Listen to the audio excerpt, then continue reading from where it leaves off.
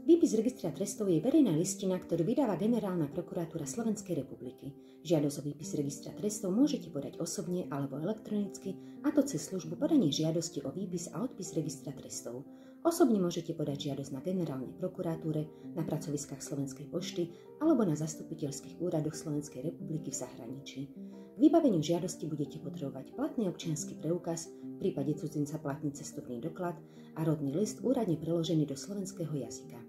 Pre splnomocnenú osobu je potrebné splnomocnenie nie staršie ako 30 dní s úradne overeným podpisom. Okrem toho budete potrebovať žiadosť o výpis a odpis registra trestov.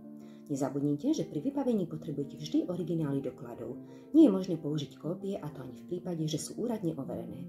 Žiadosť o výpis registra trestov je spoplatnený, a to podľa spôsobu podania žiadosti. Ako neho požiadate na klientskom centre registra trestov, poplatok je vo výške 6 eur.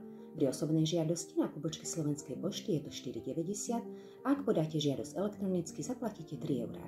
Sledujte nás, nech vám neuniknú ďalšie zaujímavé informácie zo sveta daní.